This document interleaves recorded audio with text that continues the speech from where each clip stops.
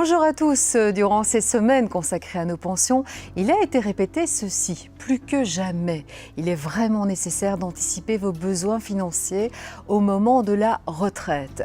Plusieurs formules existent, mais pour ce faire, vous devez connaître le montant dont vous aurez besoin pour mener à bien une vie confortable. Trop peu de Belges sont encore au courant. Aujourd'hui, pour nous en parler, notre invité, Monsieur Luc de Scoussiter, planificateur financier chez Stremerge Van Broekhoven et Partners. Bienvenue sur ce canapé. Voilà. Nous avons évidemment tous, Monsieur de Scoussiter, les mêmes attentes en matière de pension. Également vous et moi, qu'elles nous permettent de vivre confortablement. Tel est le mot.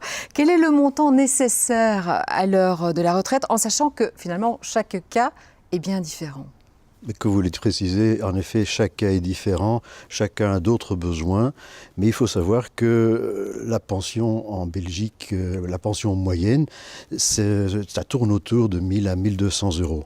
Donc il est évident que pour beaucoup de gens, c'est une chute libre de leurs revenus actuels par rapport à cette somme de 1000-1200 euros.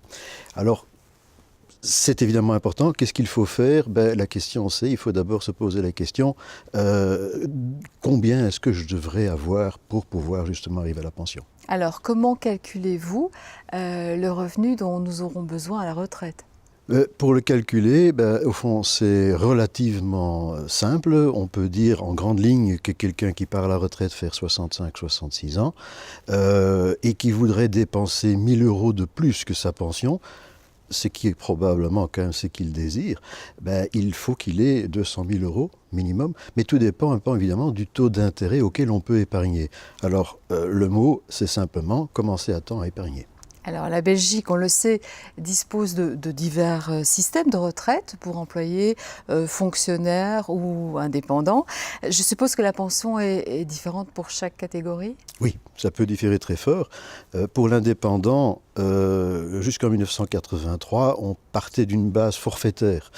Et c'est seulement après qu'on a commencé à tenir compte du revenu réel. Ce qui veut dire qu'au fond, ils sont le moins bien nantis de ce côté-là.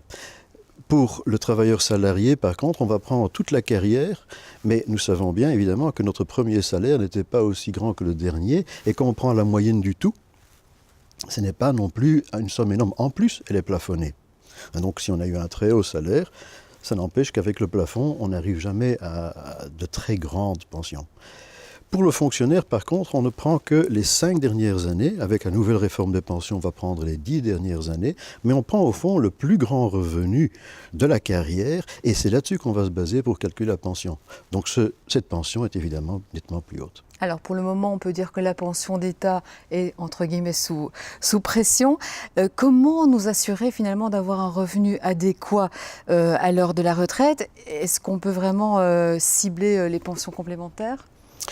Bien sûr, je pense qu'on n'a pas vraiment le choix, puisque comme on a dit, la pension légale n'est pas très élevée et en plus, elle est sous pression. Donc, on devra trouver d'autres solutions, mais elles existent. Elles existent pour l'indépendant, il y a la PLCI, et pour l'indépendant, il y a aussi l'EIP, qui sont des possibilités. Pour le travailleur salarié, il a l'assurance groupe, il y a parfois aussi des systèmes de fonds de pension organisés par l'employeur.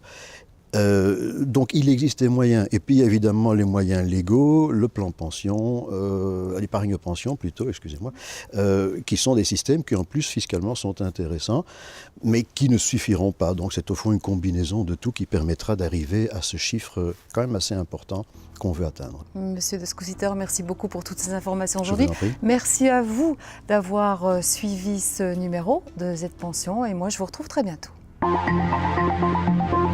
Thank you.